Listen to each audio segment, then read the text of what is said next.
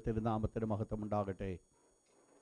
വീണ്ടും നമുക്കൊരു പ്രാവശ്യം കൂടെ ദൈവത്തിൻ്റെ തിരുപാദപിടങ്ങളിൽ ദൈവത്തിൻ്റെ മാറ്റമില്ലാത്ത വചനവുമായിട്ടായിരിക്കാൻ ദൈവമായ കർത്താവ് സഹായിച്ച ദൈവത്തിൻ്റെ വലിയ ദൈവോർത്ത് ഞാൻ ദൈവത്തെ സ്തുതിക്കുകയും സ്തോത്രം ചെയ്യുന്നു. കഴിഞ്ഞ ദിവസം നമ്മൾ ചിന്തിക്കുവാൻ ഇടയായിട്ടൊന്ന് എബ്രായലേഖനം 10-ാം അധ്യായം, ഹീബ്രൂസ് ചാപ്റ്റർ 10 വേഴ്സ് നമ്പർ 26-31. എബ്രായലേഖനം 10-ാം അധ്യായം 26 മുതൽ 31 വരെയുള്ള വാക്യങ്ങൾ ശബ്ദമുയർത്തി നമുക്കെല്ലാവർക്കും ഒരുമിച്ച് ചേർന്ന് വായിക്കാം. ഹീബ്രൂസിന് മഹത്വം ഉണ്ടാകട്ടെ. നമ്മൾ ചിന്തിച്ചു വരുന്നത് ഫോർത്ത് വാർണിംഗ് ഇൻ ഹീബ്രൂസ്, എബ്രായ ലേഖനത്തിലെ 4ാമത്തെ മുന്നറിയിപ്പ്.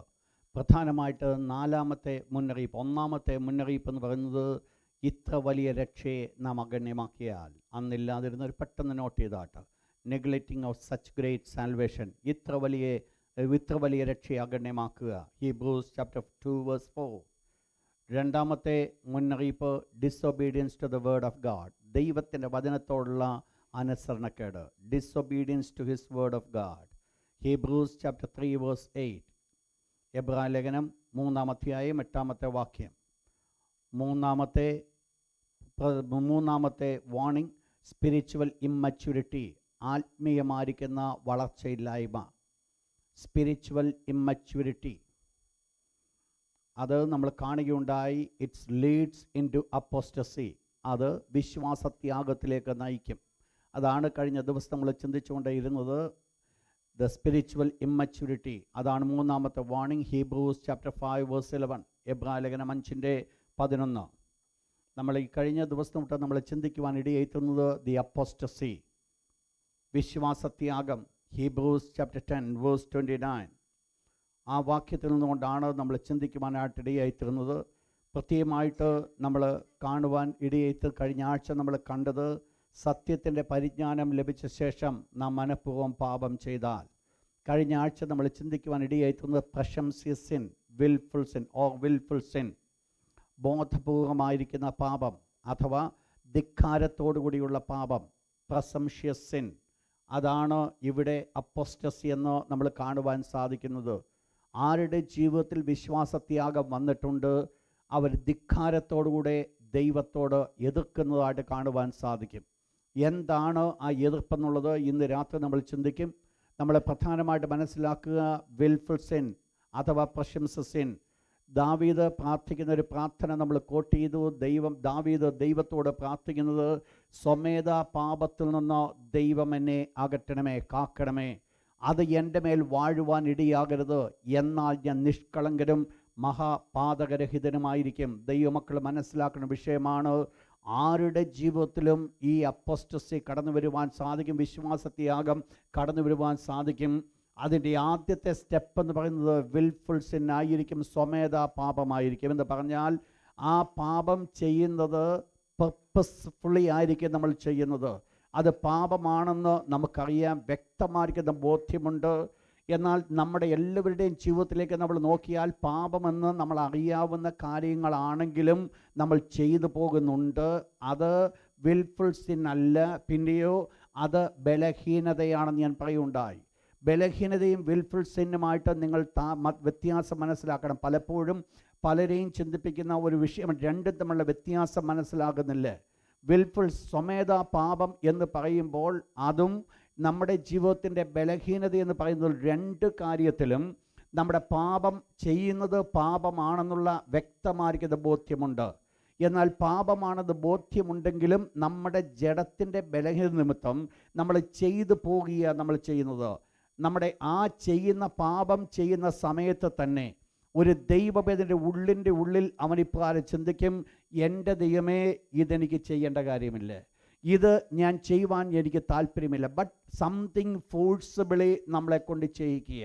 ഇതാണ് പൗലോസ് അപ്പോസ്തലൻ പറയുന്നത്, നന്മ ചെയ്യുവാൻ ഞാൻ ആഗ്രഹിക്കുന്നുവെങ്കിലും ആഗ്രഹിക്കുന്ന നന്മയല്ല, തിന്മയത്രേ എന്നിൽ വന്ന് ഭവിക്കുന്നത്. നന്മ ചെയ്യുവാനുള്ള ആഗ്രഹമുള്ളിലുണ്ട്, എന്നാൽ തിന്മ വന്ന് ഭവിക്കുന്നു. നമ്മുടെ എല്ലാവരുടെയും ജീവിതത്തിൽ കടന്നു വരുന്ന ഒരവസ്ഥയാണോ ഈ പ്രത്യേകമായിരിക്കുന്ന ഈ അഥവാ ടെംപ്റ്റേഷൻ എന്ന് പറയുന്നത്. കഴിഞ്ഞ ദിവസം നമ്മൾ ഈ വിഷയം ചിന്തിച്ചപ്പോൾ തമ്മിലുള്ള വ്യത്യാസം ഞാൻ പറയുവാനായിട്ടിടയായിത്തീർന്നു. എന്നാൽ ഇവിടുത്തെ വിഷയം എന്ന് പറയുന്നത് മനസ്സിലാക്കിയിട്ട് അത് പാപമാണെന്ന് മനസ്സിലാക്കിയിട്ട് ചെയ്യുന്നൊരു പാപമാണെങ്കിൽ തന്നെയും ഈ പാപത്തിനൊരു പ്രത്യേകതയുണ്ട്, അത് ദൈവത്തോട് ധിക്കാരപൂർണമായിട്ട് എതിർക്കുകയാണ്. ധിക്കാരത്തോടുകൂടി, അഹങ്കാരത്തോടുകൂടി. സ്വമേധ പാപം എവിടെ കടന്നു വരുന്നുണ്ട്? അത് ആദ്യം കടന്നു വരുന്നത് ഫ്രം ദ പ്രൈഡ്, അഹങ്കാരത്തിൽ നിന്നാണ് കടന്നു വരുന്നത്. നമ്മൾ കഴിഞ്ഞ ദിവസം നമ്മൾ മനസ്സിലാക്കി, ദൂതന്മാർ പാപം ചെയ്തു. എന്താണ് ദൂതൻ്റെ പാപത്തിൻ്റെ പ്രധാനപ്പെട്ട കാരണമെന്ന് പറയുന്നത് നമ്മൾ മനസ്സിലാക്കി. പ്രൈഡ്, അഹങ്കാരം. എന്താ സംഭവിച്ചത്? എൻ്റെ സിംഹാസനം ദൈവത്തിൻ്റെ സിംഹാസനത്തിന് മുകളിലായിട്ട് വെക്കും, ഞാൻ അത്യുന്നതങ്ങൾ മീതെ ഇരുന്ന് വാണരുളും, ദൈവത്തിൻ്റെ പർവ്വതങ്ങളെക്കാൾ മുകളിൽ ഞാൻ ആയിരിക്കും എന്ന് പറഞ്ഞതായിരിക്കുന്ന ദുഷ്ടനായിരിക്കുന്ന, അഥവാ ദൈവത്തിൻ്റെ ദൂതനായിരിക്കും ലൂസിഫർ, ദുഷ്ടനായിരിക്കും പിശാചാകുവാനുള്ള കാരണം ഫ്രം ദ പ്രൈഡ്, അഹങ്കാരമാണ്. അപ്പോൾ അഹങ്കാരം കടന്നു വരുമ്പോൾ, പ്രൈഡ് കടന്നു വരുമ്പോഴാണ് സ്വാഭാവികമായിട്ട് ദൈവത്തോട് എതിർക്കുകയും ദൈവമക്കളോട് എതിർക്കുകയും ചെയ്യുവാൻ കാരണമായിരിക്കുന്നത്. ദൈവമക്കൾ ഭയക്കേണ്ട ഒരു വിഷയമാണ് ജീവിതത്തിൽ അഹങ്കാരം കടന്നു വരിക എന്നുള്ളത്. ഏതെങ്കിലും സന്ദർഭത്തിൽ നമ്മുടെ ഉള്ളിൻ്റെ ഉള്ളിൽ ഒരു അഹങ്കാരം കടന്നു വരുന്നുവെങ്കിൽ മനസ്സിലാക്കണം, നമ്മൾ ദൈവകൃപയിൽ നിന്ന് മാറ്റപ്പെട്ടിരിക്കുകയാണ്. ദൈവകൃപ പിന്നീട് നമ്മുടെ ജീവിതത്തിലില്ല. എവിടെ അഹങ്കാരമുണ്ട് അവിടെ ദൈവകൃപയില്ല.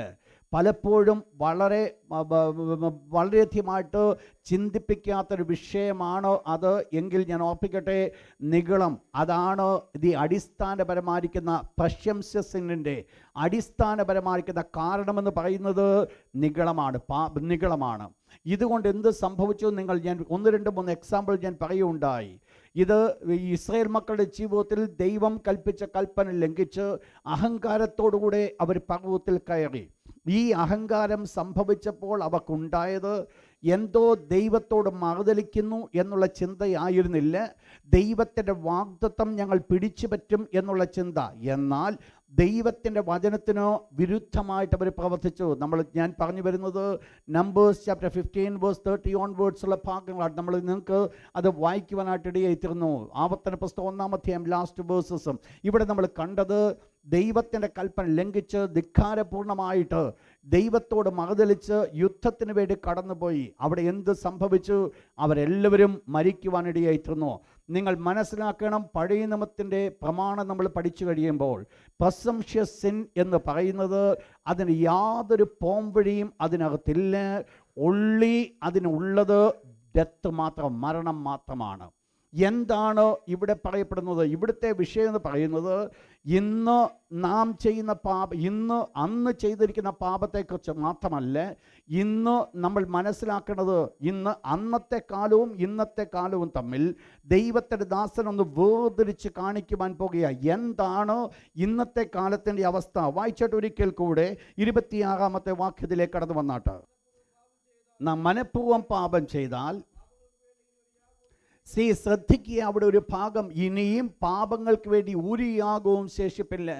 അപ്പോൾ ഒരു യാഗത്തിനും നമ്മുടെ പാപത്തെ മാറ്റുവാൻ സാധ്യമല്ല. നിങ്ങൾ മനസ്സിലാക്കണം, കർത്താവായ യേശുവിൻ്റെ രക്തം സകല പാപം പോകെ ശുദ്ധീകരിക്കുന്നുവെന്ന് ദൈവത്തിൻ്റെ വിശുദ്ധ വചനം പഠിപ്പിക്കുമ്പോൾ ഈ കൂട്ടരെ കുറിച്ച് പറയുന്നു, ഒരു യാഗവും ഇനി ശേഷിപ്പില്ല എന്ന് പറഞ്ഞാൽ യേശുക്രിസ്തുവിൻ്റെ യാഗത്തിന് പോലും അവരെ രക്ഷിപ്പാൻ സാധ്യമല്ല എന്ന് പറഞ്ഞാൽ യേശുക്രിസ്തുവിൻ്റെ യാഗത്തിന് കഴിവില്ല എന്നുള്ളതല്ല. പിന്നെയോ ഞാൻ താഴോട്ട് വരുമ്പോൾ അത് മനസ്സിലാക്കി തരാം. അപ്പോൾ ഇത് നിങ്ങൾ മനസ്സിലാക്കണം, ഇനിയും അവർക്കൊരു പ്രതിവിധിയില്ല. ആരെല്ലാം പ്രശംസസിനിലേക്ക് പോയിട്ടുണ്ട്, സ്വമേധ പാപത്തിലേക്ക് പോയിട്ടുണ്ട്, ആരെല്ലാം സ്വമേധയായിട്ട് പാപം ചെയ്യുന്നുണ്ട്, ദൈവത്തോട് ധിക്കാരപൂർണമായിട്ട് മറുതലിച്ച് പാപം ചെയ്യുന്നുണ്ട്, ദൈവത്തിൻ്റെ തിരുവചനം പറയുന്നു അവർക്കൊരിക്കലും ഒരു രക്ഷയില്ല.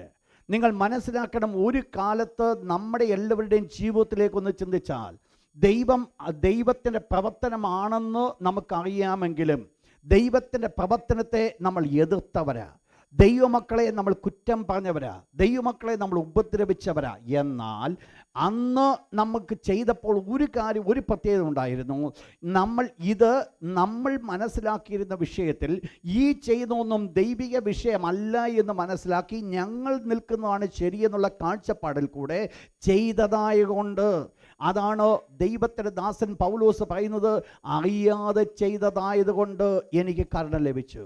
അപ്പോൾ അറിയാതെ ചെയ്തതായതുകൊണ്ട് ചെയ്തതായതുകൊണ്ടാണ് കൃപയാൽ ഇന്ന് നമ്മൾ ഇവിടെ ഇരിക്കുവാൻ കാരണമായിരിക്കുന്നത്. നമ്മുടെ എല്ലാവരുടെയും ജീവിതത്തിൽ പിന്നോട്ട് നോക്കിയാൽ ഒന്നല്ലെങ്കിൽ ഒരു വേറെ രീതിയിൽ ദൈവത്തോടോ ദൈവത്തിൻ്റെ കൽപ്പനയോടോ ദൈവത്തിൻ്റെ മക്കളോടോ മറുതലിച്ച് ജീവിച്ചവരാണ് നമ്മളെല്ലാവരും. എന്നാൽ കൃപയാൽ അറിയാതെ ചെയ്തതാകൊണ്ട് ദൈവം നമ്മളോട് കരുണ കാണിച്ച് ഇന്ന് ദൈവത്തിൻ്റെ കൃപ അനുഭവിപ്പാൻ നമ്മെ യോഗ്യരാക്കി എന്നുള്ളത് ഓർത്ത് വലിയവനായിരിക്കും ദൈവത്തിന് ഒരിക്കൽ കൂടെ മഹത്വം കരയറ്റിയാട്ട്. ഇവിടെ എന്ത് പറഞ്ഞു? ഇനി പാപങ്ങൾക്ക് വേണ്ടി ഒരു യാഗവും ശേഷിപ്പില്ല. പിന്നീട് എന്താ ഉള്ളത്? വായിച്ചോട്ട് അതിൻ്റെ താഴത്തെ ഭാഗം. നെക്സ്റ്റ് കാരണം എന്ന് പറയുക എക്സ്പെക്ടേഷൻ ഫോർ എ ജഡ്ജ്മെൻറ്റ്, ന്യായവിധിക്ക് വേണ്ടിയുള്ളൊരു പ്രതീക്ഷ, അതാണ് അവർക്കുള്ളത്. There is nothing else. ഇതിൻ്റെ മിഡിൽ നിന്നുകൊണ്ട് ഒരു രീതിയിലും അവരെ രക്ഷപ്പെടുത്തുവാൻ സാധ്യമല്ല. നിങ്ങൾ മനസ്സിലാക്കണം, ഈ സംഭവം അവരെ ലീഡ് ചെയ്യുന്നത് ഇറ്റേണൽ ജഡ്ജ്മെൻറ്റിലേക്കാണ് ലീഡ് ചെയ്യുന്നത്. നിത്യമായിരിക്കുന്ന ന്യായവിധിക്ക് വേണ്ടി അവരെ ലീഡ് ചെയ്യുക, ന്യായവിധിക്ക് വേണ്ടിയുള്ള ഒരു പ്രതീക്ഷ, അതാണ് അവരുടെ ജീവിതത്തിലുള്ളത്. നെക്സ്റ്റ് വേർഡ് വളരെ ഇമ്പോർട്ടൻറ്റ്. എതിരികളെ ദഹിപ്പിപ്പാനുള്ള കോത. ഇവിടെ പറയപ്പെടുന്ന പേര് എതിരികൾ എന്നാണ്. Enemies, adversaries. അപ്പോൾ ഇവരാരായി മാറ്റപ്പെട്ടു? ദൈവത്തിൻ്റെ തിരുവചനം പറയുകയാണ്, അവർ ദൈവത്തിന് എതിരാളികളായി, ദൈവത്തിൻ്റെ പ്രതിയോഗിയായി മാറ്റപ്പെട്ടു, ദൈവത്തിൻ്റെ എതിരായിട്ട് ജീവിച്ചു. ആരായി കൂട്ടര്? ദൈവത്തെ അറിയാതിരുന്നൊരു കൂട്ടമല്ല, സത്യത്തിൻ്റെ പരിജ്ഞാനം ലഭിച്ച ശേഷം എന്ന് പറഞ്ഞാൽ ഒരിക്കൽ ദൈവത്തെ മനസ്സിലാക്കി പിന്നീട് മനഃപൂർവ്വം പാപം ചെയ്ത കൂട്ട്. ഇപ്പോഴത്തെ അവരുടെ വിഷയമെന്ന് പറയുന്നത് അവർ ദൈവത്തിന് എതിരായി തീരുകയാണ്. അപ്പോൾ ഇങ്ങനെ എതിരായി തീർന്നുവെങ്കിൽ എന്തായിരിക്കും അന്നത്തെ നിയമവും ഇന്നത്തേതുമായിട്ടുള്ള വ്യത്യാസം? അന്ന് ദൈവം കൽപ്പിച്ച ഒരു നിയമത്തിന് ഒരു പ്രത്യേകതയുണ്ട്. വായിച്ചോട്ടെ നെക്സ്റ്റ് വേഴ്സ് 28.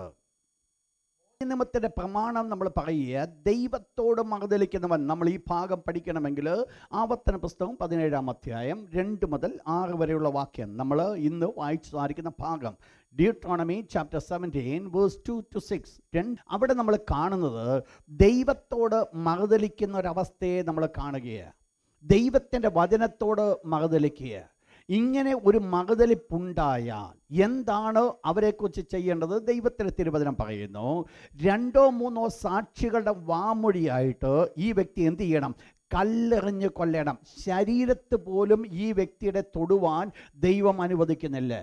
ദൂരത്തു നിന്ന് കല്ലെറിഞ്ഞാണ് അവരെ കൊല്ലേണ്ടത്. നിങ്ങൾ മനസ്സിലാക്കണം, എത്രമാത്രം ഹീനമായിരിക്കുന്ന അതിഭയാനകമായിരിക്കുന്ന ഒരു ശിക്ഷയാണ് ഈ കൂട്ടർക്ക് വെച്ചിരിക്കുന്നുള്ളത് നിങ്ങൾ മനസ്സിലാക്കണം. എത്രമാത്രം കഠിനമേറിയ ശിക്ഷയ്ക്ക് എന്താണ് കാരണമായി തീർന്നത്?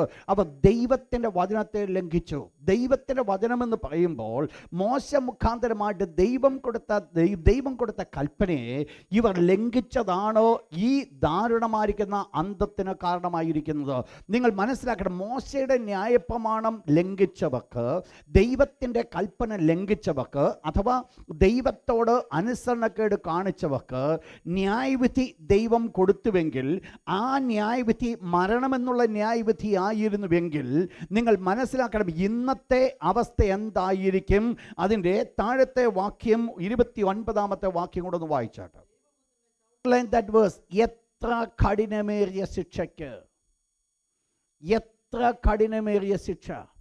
ഇവിടെ പറയപ്പെടുന്ന വേർഡ് എന്ന് പറയുന്നത്, ഈ ശിക്ഷ പഴയ നിയമത്തിൻ്റെ പ്രമാണം വെച്ച് നോക്കിക്കഴിഞ്ഞാൽ പഴയ നിയമത്തിൻ്റെ പ്രമാണത്തിന് ഒപ്പമുള്ള ശിക്ഷയല്ല ഇവർ പ്രാപിക്കുവാൻ പോകുന്നത്. ഇവർ പ്രാപിക്കുവാൻ പോകുന്നത് അതിനേക്കാൾ കഠിനമാണ്, അതിനേക്കാൾ ഭയാനകമാണ്.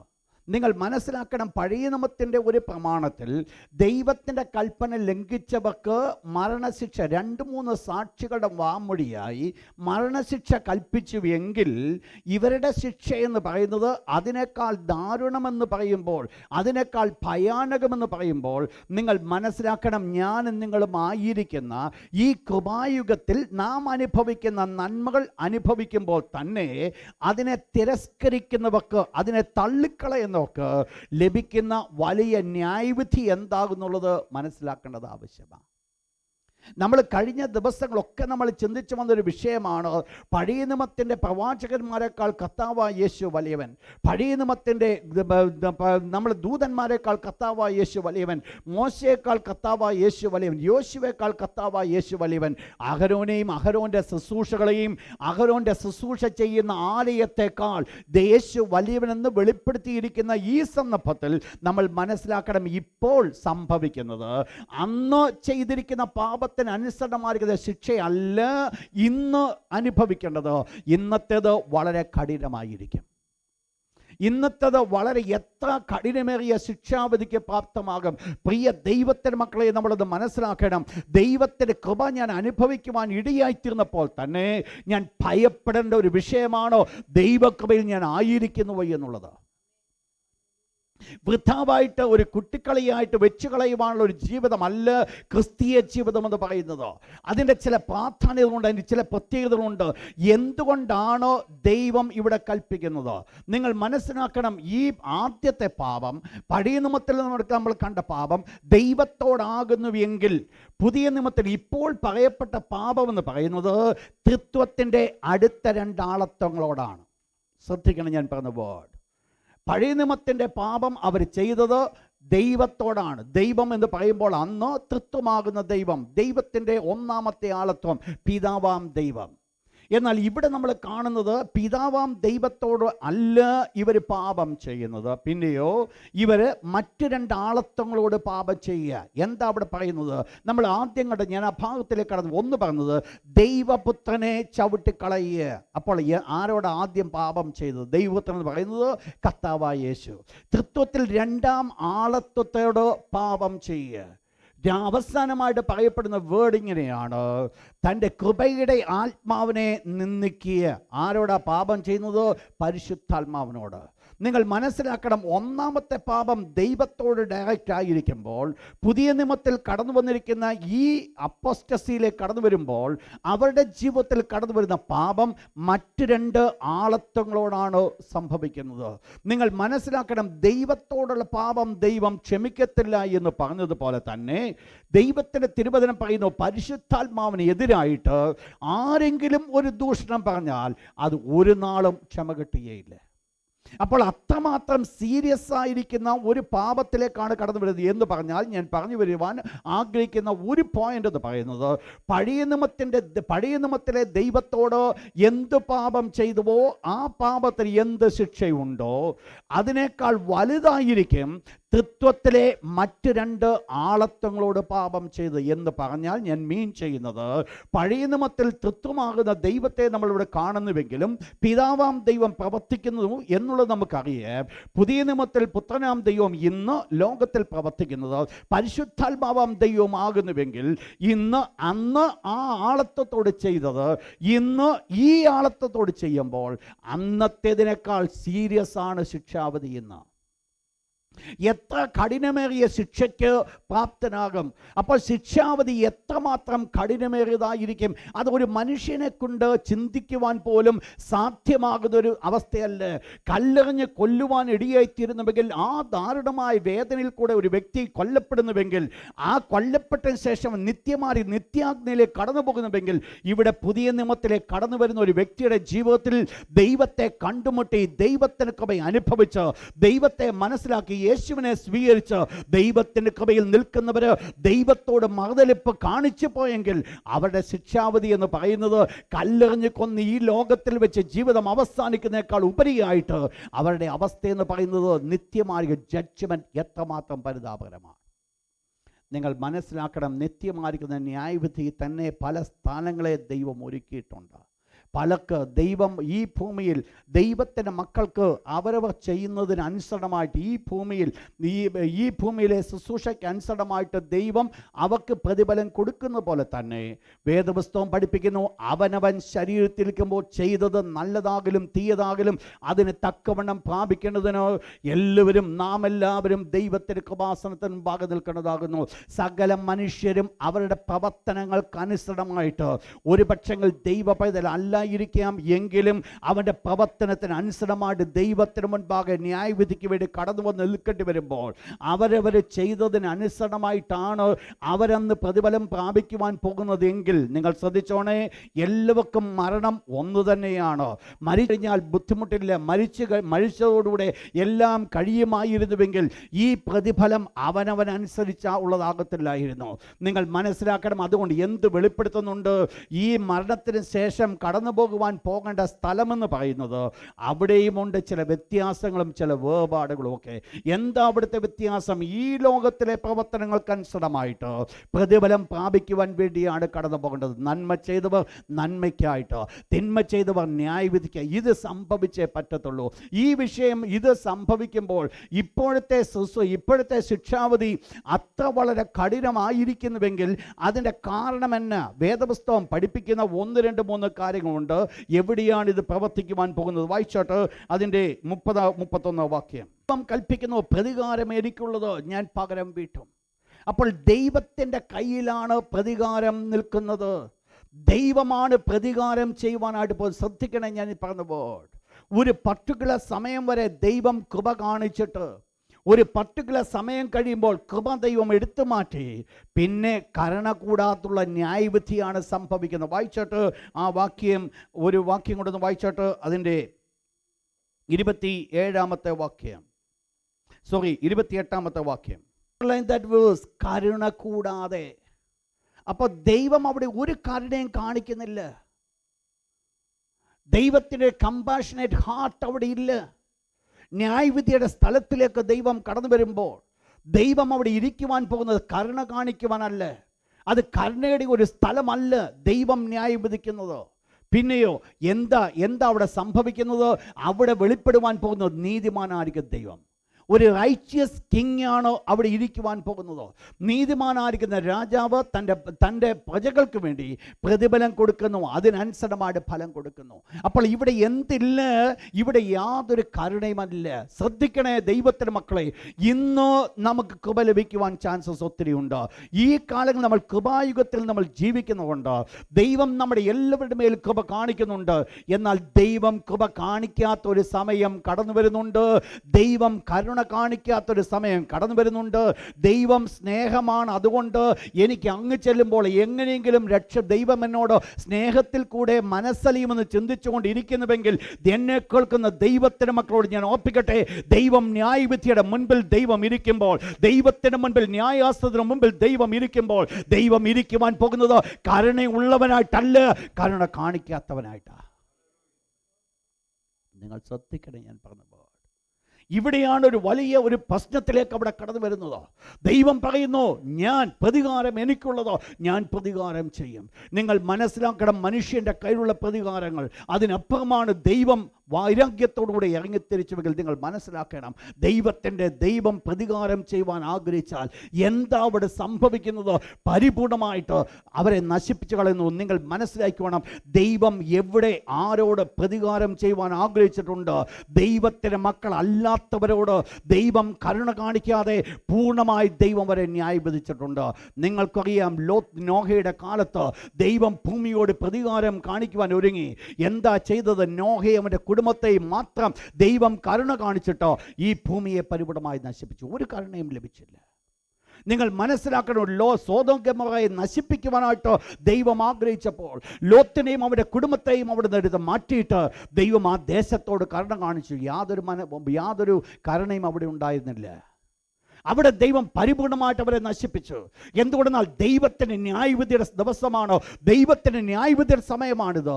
എന്നാൽ ഒന്ന് മനസ്സിലാക്കണം, ഒരു ദൈവത്തിൻ്റെ മക്കളുടെ ജീവിതത്തിൽ ഒരു ന്യായവിധി കടന്നു വരുമ്പോൾ അവിടെ ന്യായം വിധിക്കുന്ന, അല്ലെങ്കിൽ അവിടെ എൻ്റെയും നിങ്ങളുടെ ജീവിതത്തിൽ ഇന്ന് ഒരു ന്യായവിധിയുടെ അവസ്ഥയിലേക്ക് കടന്നു വരുമ്പോഴും എനിക്കും നിങ്ങൾക്കും ന്യായം വിധിക്കുന്ന ഒരു ദൈവമുണ്ടെങ്കിലും ആ ദൈവത്തിന് വേറെ പ്രത്യേകതയുണ്ട്. അവൻ കരുണയോടെ കാണിച്ചേ ചെയ്യത്തുള്ളൂ. ഇതാണ് ദൈവത്തിൻ്റെ മക്കൾക്കുള്ള പ്രത്യേകത. ദൈവം പക്ഷെങ്കിൽ ന്യായമായിട്ട് പ്രവർത്തിക്കുവാൻ ആഗ്രഹിച്ചാൽ ദൈവത്തിൻ്റെ പ്രതികാരം പരിപൂർണമായ നാശമാണ് സംഭവിക്കുന്നത്. പ്രതികാരം എനിക്കുള്ളത് ഞാൻ പകരം ചെയ്യും എന്ന് ദൈവം കൽപ്പിക്കുന്നു. നെക്സ്റ്റ് വേർഡ്, തൻ്റെ ജനത്തെ ന്യായം വിധിക്കും. രണ്ടാമത് പറയുകയാണ്, ദൈവം തൻ്റെ ജനത്തെ ന്യായം വിധിക്കും. എന്നിട്ട് അവസാനമായിട്ട് ഈ ലേഖനകർത്താവ് കൊണ്ട് കോട്ട് ചെയ്യുന്ന അവസാന പോർഷൻ പ്രകാരമാണ് ജീവനുള്ള ദൈവത്തിൻ്റെ കയ്യിൽ വീഴുന്നത്. എത്ര ഭയങ്കരം! ജീവനുള്ള ദൈവത്തിൻ്റെ കയ്യിൽ വീഴുന്നത് എത്ര ഭയാനകം! അപ്പോൾ ഇത് ഒരിക്കൽ പോലും ഒരു വ്യക്തിക്ക് പോലും അത് സഹിക്കുവാൻ സാധിക്കുന്നതിനപ്പുറമാണോ അവരുടെ ജീവിതത്തിൽ കടന്നു വരുന്നത്. ഈ അപ്പോസ്റ്റസി, ഈ വിശ്വാസത്യാഗം അവരെ എങ്ങോട്ടാണ് നടത്തുന്നത്? അവരുടെ ജീവിതത്തിൽ 3 കാര്യങ്ങളിലേക്ക് അവർ കടന്നു വരികയാണ്. 3 ഡിഫറെൻറ്റ് സ്റ്റെപ്സാണ് അവരുടെ ജീവിതത്തിൽ കടന്നു വരുന്നത്. അതാണ് ഇന്ന് രാത്രി നമ്മൾ ചിന്തിപ്പിക്കുവാനാണ് ഞാൻ ആഗ്രഹിക്കുന്നത്. അതിനാധാരമാണ് 29 വാക്യം. 3 കാര്യങ്ങൾ. Apostasy leads in to 3 steps. Apostasy, വിശ്വാസത്യാഗം 3 വിധ കാര്യങ്ങളിലേക്ക്, 3 വിധ പ്രവർത്തനത്തിലേക്ക് നമ്മെ നയിക്കുക. അതിൽ ദ ഫസ്റ്റ് പോയിന്റ് നമ്മൾ കാണുന്നത്, അവിടെ പറയപ്പെടുന്ന ദ ഫസ്റ്റ് പോർഷൻ ഇപ്രകാരമാണ്: ദൈവപുത്രനെ ചവിട്ടിക്കളയുക. He has trampled the son of God under foot. ദൈവപുത്രനെ ചവിട്ടിക്കളയുക, അതാണ് ദ ഫസ്റ്റ് സ്റ്റെപ്പ്. ഞാനൊരു വിശദീകരണത്തിലേക്ക് ഞാൻ കടന്നു വരുന്നതായിരിക്കും. 2ാമത്തെ സ്റ്റെപ്പ്,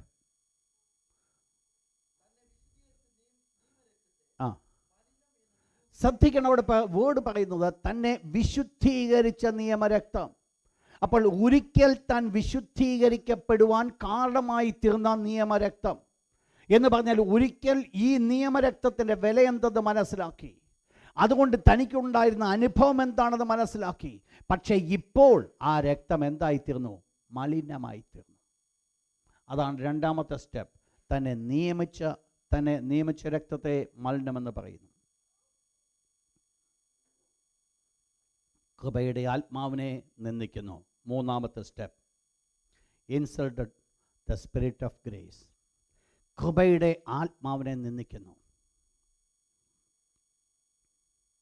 ഈ 3 വിധ പാപങ്ങളിലേക്കാണ് അവർ കടന്നു പോകുന്നത്. പിന്മാറ്റ ജീവിതമാണ് അവരെ അങ്ങോട്ട് നയിക്കുന്നത്. ഹൃദയത്തിൽ നിന്നുള്ള അഹങ്കാരത്തോടുകൂടെ ദൈവത്തോട് ധിക്കാരപൂർണമായിട്ട് എതിർക്കുന്നതാണോ അവരെ അങ്ങോട്ട് നയിക്കുന്നത്? എന്താ ഇവിടെ ഒന്നാമതായിട്ട് ചെയ്യുന്നത്? ദൈവപുത്രനെ ചവിട്ടിക്കളയുക. ദൈവപുത്രനെ ചവിട്ടിക്കളയുക. നിങ്ങൾ മനസ്സിലാക്കണം, തിരുവചനം നമ്മൾ പഠിക്കുമ്പോൾ പല സന്ദർഭങ്ങളിൽ, പല ഭാഗങ്ങളിൽ ചവിട്ടിക്കളയുന്നതായിരിക്കുന്ന വിഷയത്തെ നമ്മൾ കാണുന്നുണ്ട്. അവിടെ എല്ലാം നമ്മൾ കാണുന്ന ഒറ്റ കാര്യമാണ്: നെഗ്ലക്റ്റിംഗ്, വിലയില്ലാതാക്കുക. നിങ്ങൾ 1, 2, 3 ഭാഗങ്ങൾ നിങ്ങൾ നോട്ട് ചെയ്താട്ട്. Matthew chapter 5 verse 13, Matthew 5:13, Luke 8:5,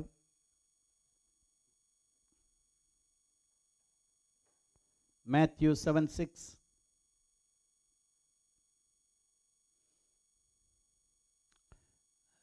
Mathew 5:13 എന്ന് വായിച്ചാട്ട് ആ ഒരു ഭാഗം മാത്രം. ഉപ്പുമയുടെ ഉപ്പാകുന്നു. ഉപ്പ് കാരമില്ലാതെ പോയാൽ, താഴോട്ട്, മനുഷ്യ ചവിട്ടുവാനല്ലാതെ. ഇവിടെ പറയപ്പെടുന്നു, നിങ്ങൾ ഭൂമിയുടെ ഉപ്പാകുന്നു എന്ന് പറഞ്ഞാൽ നിങ്ങളൊരു ഇൻഫ്ലുവൻഷ്യൽ ക്യാരക്ടറാണോ? നിങ്ങൾ ഇൻഫ്ലുവൻഷ്യൽ പാർട്ടിയാണോ, വ്യക്തിയാണോ? നിങ്ങളുടേതായിരിക്കുന്ന ഇൻഫ്ലുവൻസ് മറ്റുള്ളവരിലേക്ക് കടന്നു ചെല്ലുന്നത് ആവശ്യമാണ്.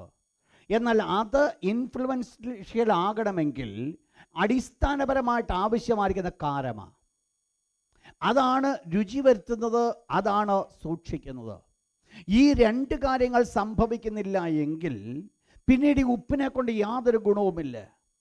ഇത് വഴിയിൽ വലിച്ചെറിഞ്ഞിട്ട് മനുഷ്യ ചവിട്ടുവാൻ മാത്രമേ ഉപയോഗിക്കുന്നുള്ളൂ എന്ന് പറഞ്ഞാൽ ഇതുകൊണ്ട് യാതൊരു ഗുണവുമില്ല. നിങ്ങൾ മനസ്സിലാക്കണം, ആരാ ഈ വേർഡ് പറയുന്നത് നിങ്ങൾ ചിന്തിച്ചോണം. ദൈവപുത്രനെ ആരാണ് ചവിട്ടിക്കളഞ്ഞെന്ന് ചിന്തിക്കണം. ഒരു കാലത്ത് ഈ ദൈവപുത്രനെ കൊണ്ട് ഉപയോഗമുണ്ടെന്ന് ചിന്തിച്ചവർ, ഒരു കാലത്ത് ഈ ദൈവപുത്രനെ കൊണ്ട് മാത്രമേ രക്ഷപ്പെടുവാൻ സാധിക്കൂ ചിന്തിച്ചവർ, മറ്റൊരുത്തനിലും രക്ഷയില്ല, നാം രക്ഷിക്കപ്പെടുവാൻ ആകാശത്തിന് കീഴിൽ മനുഷ്യരുടെ നൽകപ്പെട്ടവ ഒരു നാമവുമില്ല എന്ന് മനസ്സിലാക്കിയതായിരിക്കുന്ന ഒരു കൂട്ടം ജനം, അവരാണിപ്പോൾ പറയുന്നത് ഈ യേശുക്രിസ്തുവിനെ കൊണ്ട് യാതൊരു ആവശ്യമില്ല, യേശുക്രിസ്തുവിനെ കൊണ്ട് യാതൊരു ഗുണവുമില്ല, യേശുക്രിസ്തുവിനെ കൊണ്ട് യാതൊരു ഉപയോഗമില്ല. എന്താ ഇവരുടെ ജീവിതത്തിൽ സംഭവിച്ചത്? ഒരു കാലത്ത് അവർക്ക് വിലയുണ്ടായിരുന്ന യേശു ഇന്ന് അവർക്ക് വിലയില്ലാതായി. നിങ്ങൾ മനസ്സിലാക്കണം, ദൈവത്തിൻ്റെ തിരുവചനം പഠിപ്പിക്കുമ്പോൾ നമ്മുടെ കർത്താവ് 10,000 സുന്ദരനാണ്. ഈ 10,000 സുന്ദരനാകണമെങ്കിൽ എൻ്റെ ജീവിതത്തിൽ അവൻ സുന്ദരനാകാതെ, എൻ്റെ ജീവിതത്തിൽ അവൻ വിലയുള്ളവനാകാതെ എനിക്ക് അതുകൊണ്ട് യാതൊരു ഗുണവുമില്ല. പ്രിയപ്പെട്ട ദൈവത്തിൻ്റെ മക്കളെ ഒന്ന് മനസ്സിലാക്കിക്കോണേ, ഈ നാളുകൾ ദുഷ്ട പിശാച് പ്രവർത്തിക്കുന്ന ഒരു പ്രവർത്തനമാണോ ദൈവപുത്രനെ വിലയില്ലാതാക്കുക എന്ന് പറയുന്നത്? നിങ്ങൾക്കറിയാം, രക്ഷയുടെ അനുഭവത്തിലേക്ക് നാം കടന്നു വരുന്ന ആ സമയത്ത് എത്ര വലിയ സന്തോഷമായിരുന്നു. യേശു എന്നുള്ള വേര് കേൾക്കുമ്പോൾ എത്രമാത്രം വാല്യൂ ആയിരുന്നു എന്ന് നിങ്ങൾക്കറിയാം. എന്നാൽ ഒന്ന് മനസ്സിലാക്കണം, ഈ ഭൂമിയിൽ മാത്രമല്ല, വരുവാനുള്ള ലോകത്തിലും നാം ഒരുമിച്ച് സ്വർഗത്തിൽ നാം ആയിരിക്കുമ്പോഴും നാം വിലമതിക്കുവാൻ പോകുന്ന ഒരേ ഒരാളത്വമെന്ന് പറയുന്നത് നമ്മുടെ അരുമനാഥനാകുന്ന യേശുവ. ശ്രദ്ധിക്കണേ, പറഞ്ഞ വേർഡ്. ഒരിക്കൽ മനസ്സിലാക്കിയവർ, ഒരിക്കലിത് ഗ്രഹിച്ചവർ, ഒരിക്കലിത് അറിഞ്ഞവർ, അതിൻ്റെ വിലയെല്ലാം മനസ്സിലാക്കിയവർ, അവർക്കാണിത് മനസ്സിലാക്കാത്തത്. അവസാനം മൂന്നാമതായിട്ട് കൃപയുടെ ആത്മാവിനെ നിന്ദിക്കുക. കൃപയുടെ ആത്മാവിനെ, കരങ്ങൾ ഉയർത്തിയ ദൈവത്തിന് ഹല്ലേലൂയ പറഞ്ഞാട്ട്. കൃപയുടെ ആത്മാവിനെ നിന്ദിക്കുക. കൃപയുടെ ആത്മാവിനെ നിന്ദിക്കുക. Insult the holy spirit. Insult the holy spirit. പരിശുദ്ധാത്മാവിനെ ഇൻസൾട്ട് ചെയ്യുക. നമ്മുടെ ജീവിതത്തിൽ പരിശുദ്ധാത്മാവിനെ ഇൻസൾട്ട് ചെയ്യുവാൻ സാധിക്കും. നിങ്ങൾക്കറിയാം, നമ്മുടെ ജീവിതത്തിൻ്റെ പല പ്രവർത്തനങ്ങളും മറ്റൊരു ഇൻസൾട്ട് ചെയ്യും, ഇല്ലേ? വളരെ സ്നേഹമായിട്ടിരിക്കുക, ചില പ്രവർത്തനമായിരിക്കും ഇൻസൾട്ട് ചെയ്യുന്നത്. എന്താ അതിൻ്റെ കാരണം? എന്താ സംഭവിച്ചത്? നമ്മുടെ ജീവിതത്തിൻ്റെ പ്രവർത്തനങ്ങൾ കാരണം അങ്ങനെ സംഭവിച്ചു. നിങ്ങൾ മനസ്സിലാക്കണം, പരിശുദ്ധാത്മാവ് ഈസ് എ പേഴ്സൺ, ഒരാളത്വമാണ്. എൻ്റെ ജീവിതത്തിൻ്റെ പ്രവർത്തനങ്ങൾ പരിശുദ്ധാത്മാവിനെ ഇൻസൾട്ട് ചെയ്യുവാൻ സാധിക്കും, നിന്ദിക്കുവാൻ സാധിക്കും. എങ്ങനെയാണ് നിന്ദിക്കുന്നറിയാമോ? നിങ്ങൾ മനസ്സിലാക്കണം, കൊടുക്കേണ്ട വില ഞാൻ കൊടുക്കാതിരുന്നാൽ ഞാൻ പരിശുദ്ധാത്മാവിനെ നിന്ദിക്കുക. നിങ്ങൾ മനസ്സിലാക്കണം, പുതിയ നിയമത്തിൻ്റെ ശുശ്രൂഷയുടെ ഒരു പ്രാധാന്യം the identity of the holy spirit, പരിശുദ്ധാത്മാവിൻ്റെ ഐഡൻറ്റിറ്റിയും പരിശുദ്ധാത്മാവിൻ്റെ പ്രസൻസും മനസ്സിലാക്കുന്നത്. അവരുടെ ജീവിതമാണ് അനുഗ്രഹിക്കപ്പെടുവാൻ ഇടയായിത്തീരുന്നത്. അവരുടെ ജീവിതമാണ് സന്തോഷപ്രദമായിട്ട് മുൻപോട്ട് കടന്നു പോകുന്നത്. ഇതെന്ത് സംഭവിച്ചു? പരിശുദ്ധാത്മാവിനെ അവർ നിന്ദിക്കുക. പരിശുദ്ധാത്മാവിനെതിരായിട്ടുള്ള പല പാപങ്ങളെ വേദപുസ്തകം പഠിപ്പിക്കുന്നത്. പെട്ടെന്ന് നോട്ട് ചെയ്തായിട്ട് നിങ്ങൾ വീട്ടിൽ പോയിട്ട് നിങ്ങളത് പഠിക്കുക. ഒന്നാമത്തെ പാപം, rebel against the holy spirit, പരിശുദ്ധാത്മാവോട് മറുതലിക്കുക. Rebelled against the holy spirit. യെശയ്യാ ചാപ്റ്റർ 63 വേഴ്സ് 10. പരിശുദ്ധാത്മാവിനോട് അവർ മത്സരിച്ചു, പരിശുദ്ധാത്മാവിനോട് അവർ മറുതലിച്ചു. നിങ്ങൾ മനസ്സിലാക്കണം, എന്താ നിങ്ങൾ അതിൻ്റെ കണ്ടൻസ് നിങ്ങൾ വീട്ടിൽ പോയി പഠിച്ചുകൊള്ളുക. രണ്ടാമത്തെ പാപം, പരിശുദ്ധാത്മാവിനെതിരായിട്ട് ദൂഷണം പറയുക, blasphemy against the holy spirit. പരിശുദ്ധാത്മാവിനെതിരായിട്ട് ദൂഷണം പറയുക. മാത്യു ചാപ്റ്റർ 12 വേഴ്സ് 31 എന്താണെന്നറിയാമോ? പരിശുദ്ധാത്മാവിൻ്റെ പ്രവർത്തനം അശുദ്ധാത്മാവിൻ്റെ പ്രവർത്തനമായിട്ട് വ്യാഖ്യാനിക്കുന്നുവെങ്കിൽ പരിശുദ്ധാത്മാവിനോട് നാം ദൂഷണം ചെയ്യുക. മൂന്നാമത്തെ പാപം, lie to the holy spirit, പരിശുദ്ധാത്മാവിനോട് കള്ളം പറയുക. പരിശുദ്ധാത്മാവിനോട് കള്ളം പറയുക, lie to the holy spirit. Acts 5:3, Acts 7:51. ഇവിടെ നമ്മൾ കാണുന്ന നിങ്ങൾക്കറിയാം, അനന്യ സഫീറയുടെ കാര്യമാണ് പറയുന്നത്. എന്താ അവിടെ സംഭവിച്ചത്? മാത്യു 12:31, അത് രണ്ടാമത്തെ ഞാൻ പറഞ്ഞത്. മാത്യു 12:31. അനന്യ സഫീർ എന്താ ചെയ്തത്? ദൈവത്തിന് വേണ്ടി കൊടുക്കുവാനായിട്ട് തീരുമാനിച്ച് ദൈവത്തിന് വേണ്ടി കൊണ്ടുവന്നത് അല്പം മാറ്റിവെച്ച് ദൈവദാസന്മാരുടെ മുമ്പിൽ ഇത്രയേ ഉള്ളൂവെന്ന് പറഞ്ഞു. That's all. പത്രോസ് പറഞ്ഞു, നീ മനുഷ്യരോടല്ല ദൈവത്തോടത്രേ വ്യാജം കാണിച്ചത്, ദൈവത്തോടാണ് കള്ളം പറഞ്ഞത്. Lied to the holy spirit. നാലാമതായിട്ട്, ഗ്രീവ് ദ ഹോളി സ്പിരിറ്റ്, പരിശുദ്ധാത്മാവിനെ ദുഃഖിപ്പിക്കുക. Grieve to the holy spirit, grieve the holy spirit, പരിശുദ്ധാത്മാവിനെ ദുഃഖിപ്പിക്കുക. എഫേസ്യർ 4:30. പരിശുദ്ധാത്മാവിനെ ദുഃഖിപ്പിക്കുക. എപ്പോഴാണ് ചെയ്യുന്നറിയാമോ? പരിശുദ്ധാത്മാവിന് ഇഷ്ടമല്ലാത്ത കാര്യം ചെയ്യുമ്പോൾ നമ്മുടെ ഉള്ളിൽ പരിശുദ്ധാത്മാവ് ദുഃഖിക്കുക, വേദനിക്കുന്നൊരു പരിശുദ്ധാത്മാവ്. ഒരിക്കലും പരിശുദ്ധാത്മാവിന് അതുമായിട്ട് സഹകരിക്കുവാൻ പറ്റത്തില്ല. ഒരു പർട്ടിക്കുലർ സമയം വരെ പരിശുദ്ധാത്മാവ് കൂടെ ഇരിക്കും. എന്നാൽ വീണ്ടും വീണ്ടും നമ്മൾ ഇത് ആവർത്തിക്കുമ്പോൾ പരിശുദ്ധാത്മാവ് നമ്മെ വിട്ടു മാറ്റപ്പെടും. വേദപുസ്തകം അതാണ് നോഹയുടെ കാലത്തെക്കുറിച്ച് പറയുന്നത്. മനുഷ്യനിൽ സദാകാലവും എൻ്റെ ആത്മാവ് വാദിച്ചുകൊണ്ടിരിക്കുകയില്ല, അവൻ ജഡം തന്നെയല്ല. എന്താ സംഭവിച്ചു? ഒരു പർട്ടിക്കുലർ സമയം വരെ ഈവൻ ദുഃഖിപ്പിച്ചുവെങ്കിലും കൂട്ടത്തിയിരുന്ന കുഞ്ഞെ ചെയ്യുന്ന തെറ്റ് തെറ്റ് തെറ്റ് എന്ന് പറഞ്ഞുകൊണ്ട് ഓർമ്മപ്പെടുത്തി. എന്നാൽ വീണ്ടും മറുതലിച്ച് പോവുകയാണെങ്കിൽ വളരെ slowly holy spirit will leave from us. അതൊരു ആ പൊസിഷൻ ഓൺ ദ സ്പോട്ടിൽ ആരും യൂസ് ചെയ്യുന്ന നമുക്കറിയാമോ? അശുദ്ധാത്മാവ്. ഒരു മനുഷ്യനിൽ അശുദ്ധാത്മാവ് നീങ്ങിയ ശേഷം നേരില്ലാത്ത പല സ്ഥലങ്ങൾ കൂടെ സഞ്ചരിച്ച് താൻ വിട്ടുപോകുന്ന വീട്ടിലേക്ക് മടങ്ങി വന്നു. ആ വീട് അലങ്കരിച്ചതായിട്ട് കണ്ടു. താൻ പോയി തന്നിലും ദുഷ്ടതയേറിയ 7 ആത്മാക്കളുമായിട്ട് മടങ്ങി വന്നു. എന്താ മടങ്ങി വരാൻ കാരണം? ആ വീടിനകം ആരുമില്ല. It is empty. വീട് അടുക്കെ അടിച്ചു വാരിയിട്ട് ഇറ്റ്സ് വെരി ബ്യൂട്ടിഫുൾ ഹൗസ്. അത് ഭവനത്തിനൊരു പ്രശ്നവുമില്ല. പക്ഷെങ്കിൽ ഇവരെ ഒപ്പോസീവാനുള്ള ആരും അതിനകത്തില്ല. അതുകൊണ്ട് വളരെ ഈസി ആയിട്ട് അതുങ്ങൾ കടന്നു വന്നു. ഇത് ഒറ്റയ്ക്ക് വന്നാൽ ബുദ്ധിമുട്ടുണ്ട്. കാരണം ആദ്യം ഇവിടുന്ന് വെളിയിലോട്ട് പോയത്. അപ്പോൾ അതുകൊണ്ട് എന്ത് സംഭവിച്ചു? ഒരു കൂട്ടം കൂടെ കടന്നു വന്നു. നിങ്ങൾ ശ്രദ്ധിച്ചോണേ, എവിടെ ദൈവത്തിൻ്റെ ആത്മാവ് മാറ്റപ്പെടുമോ ആ ഓൺ ദ സ്പോട്ടിൽ അശുദ്ധാത്മാവ് ആ പൊസിഷൻ ഏറ്റെടുക്കും. പിന്നെ നമുക്ക് പോലും മനസ്സിലാക്കാൻ പറ്റത്തില്ല ഇത് ശുദ്ധാത്മാവിൻ്റെ പ്രവർത്തനമാണോ അശുദ്ധാത്മാവിൻ്റെ പ്രവർത്തനമാണോ. ശ്രദ്ധിച്ചോണേ, ഈ ലോകത്തിൽ നമുക്ക് കാണുവാൻ സാധിക്കുന്ന വലിയൊരു കാഴ്ചപ്പാട് ഗ്രീവ് ദ ഹോളി സ്പിരിറ്റ്, പരിശുദ്ധാത്മാവിനെ ദുഃഖിപ്പിക്കുക. Next 5, quench the holy spirit, പരിശുദ്ധാത്മാവിനെ കെടുത്തുക. Quench the holy spirit, QUENCH. 1 Thessalonians chapter 5 verse 19.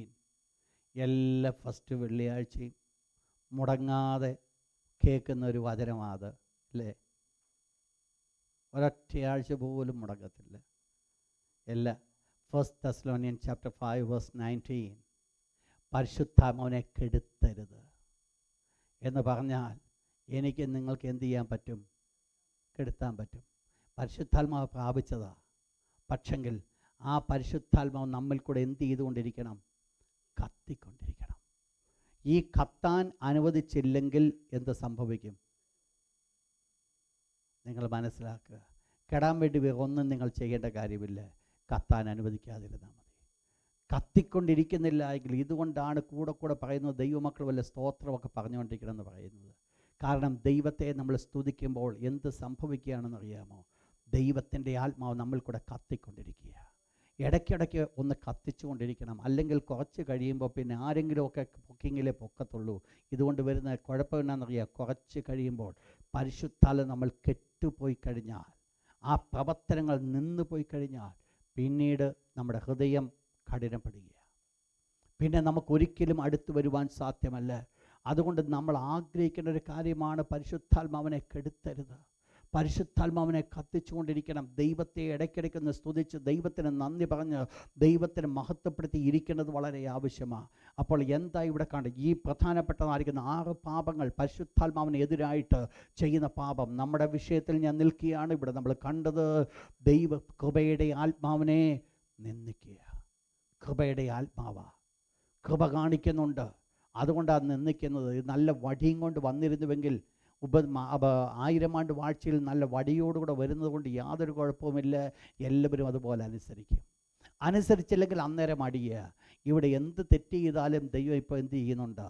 കൃപ കാണിക്കുന്നുണ്ട്. അതുകൊണ്ട് എന്ത് ചെയ്യുന്നു? തെറ്റ് ചെയ്യാൻ നമുക്ക് ലൈസൻസും കിട്ടുന്നു. ഞാൻ ഓർപ്പിക്കട്ടെ, തെറ്റ് ചെയ്യാൻ ലൈസൻസ് തരികയല്ല ചെയ്യുന്നത് മനസ്സിലാക്കണം. റോമലേഖനം 1-2 അധ്യായങ്ങൾ നമ്മൾ പഠിക്കുമ്പോൾ കാണുന്നതുകൊണ്ട് അന്ത്യകാലത്തേക്ക് നമ്മൾക്കുള്ള ശിക്ഷാവധി നമ്മൾ കുന്നിച്ച് വെക്കുക, നമ്മൾ കൂട്ടി വെക്കുക. ഇവിടെ ദൈവത്തോട് നാം അനുസരിക്കാതിരിക്കുമ്പോൾ, കൃപയുടെ ആത്മാവിനെ ഞാൻ നിന്ദിക്കുന്ന ആ സമയത്ത് എനിക്കുള്ള ശിക്ഷാവധി ഞാൻ കൂട്ടിച്ചു വെക്കുക, കൂട്ടി വെക്കുക, ഓരോ സമയത്തും കൂട്ടിവെക്കുക. ദൈവം നമ്മെക്കുറിച്ച് ആഗ്രഹിക്കുന്ന ഒരു കാര്യമുണ്ട്. ദൈവത്തിൻ്റെ അടുക്കിലേക്ക് ദൈവം ആഗ്രഹിക്കുന്നത് സത്യത്തിൻ്റെ പരിജ്ഞാനം ലഭിച്ച ശേഷം നാം അനുഭവം പാപം ചെയ്താൽ പാപങ്ങൾക്ക് വേണ്ടി ഒരു യാഗവും ശേഷിപ്പില്ല. എന്നാൽ എന്താണ് ആ പരിജ്ഞാനം വന്നിട്ട് പാപം ചെയ്യുന്നത്? അവരുടെ ജീവിതത്തിൽ സംഭവിക്കുന്ന ഒന്നാമത്തെ കാര്യം ദൈവപുത്രനെ ചവിട്ടിക്കളയുക. 2, തന്നെ വിശുദ്ധീകരിച്ച നിയമരക്തത്തെ മലിനമെന്ന് പറയുക. 3, അവർ കൃപയുടെ ആത്മാവിനെ നിന്ദിക്കുക. പ്രിയപ്പെട്ട ദൈവത്തിൻ്റെ മക്കളെ, ദൈവം നമ്മെ ഇത്രത്തോളം പദവിയിലാക്കി വെച്ചിരിക്കും. ദൈവത്തിൻ്റെ കൃപ അനുഭവിപ്പാൻ ദൈവം നമ്മെ യോഗ്യരാക്കിയിരിക്കുന്നത്. എല്ലാവരും ഒരു നിമിഷം നിങ്ങളുടെ കണ്ണുകൾ അടച്ചാട്ട് കർത്താവിൻ്റെ വിശുദ്ധ മുഖത്തേക്ക് നമുക്ക് നോക്കിയാട്ട്, ഇത്രത്തോളം ദൈവം നമ്മെ സഹായിച്ചു, ഇത്രത്തോളം ദൈവം നമ്മെ താങ്ങി, ഇത്രത്തോളം ദൈവം നടത്തി. ഹല്ലേലൂയ. ഇതുവരെ ആത്മീയ ജീവിതത്തിൽ രക്ഷിക്കപ്പെട്ട് ഇത്രത്തോളം വർഷങ്ങൾ പിന്നിടുവാൻ ദൈവമായി കർത്താവ് സഹായിച്ചു. കർത്താവിൻ്റെ വലിയ കൃപയാൽ ഇന്നുവരെയും നമ്മെ നിർത്തിയിരിക്കുന്ന അവൻ്റെ വലിയ ദയ നോത്താട്ട്, അവൻ്റെ വലിയ കരുണയോ നോത്താട്ട്, അവൻ്റെ മഹാവിശ്വസ്ത നോത്താട്ട്. പ്രിയപ്പെട്ടവരെ, നമ്മൾ പാടി ഞാൻ നിന്നതല്ല, അവൻ ഞങ്ങളെ നിർത്തിയത്. Hallelujah, hallelujah, hallelujah. ഞങ്ങൾ യോഗ്യരായിരുന്നില്ല, അവൻ ഞങ്ങളെ യോഗ്യനാക്കി. അവൻ നമ്മെ യോഗ്യനാക്കിയിരിക്കുന്ന അവൻ്റെ വലിയ ദയ ഓർത്തുകൊണ്ട് ഒരല്പ നിമിഷം കൂടെ ദൈവത്തിന് നന്ദി കരേറ്റുവാൻ നാം ആഗ്രഹിക്കുമ്പോൾ എല്ലാവരും ഒരുമിച്ച് എഴുന്നേറ്റ് നിന്നുകൊണ്ട് അവനെ നാം നിന്ദിക്കുവാനല്ല. ഹല്ലേലൂയ. കൃപയുടെ ആത്മാവിനെ നാം ഇൻസൾട്ട് ചെയ്യുവാനല്ല. ഹല്ലേലൂയ. ഈ നല്ല ആത്മാവ് നമ്മൾ കൂടെ ബാധിച്ചു വരട്ടെ. ഹല്ലേലൂയ. ദൈവത്തിന് നന്ദി കരേറ്റോ, ദൈവത്തിന് നന്ദി കരേറ്റിയാട്ടോ, മഹത്വപ്പെട്ട ദൈവത്തിന് മഹത്വം കരേറ്റിയാട്ടോ.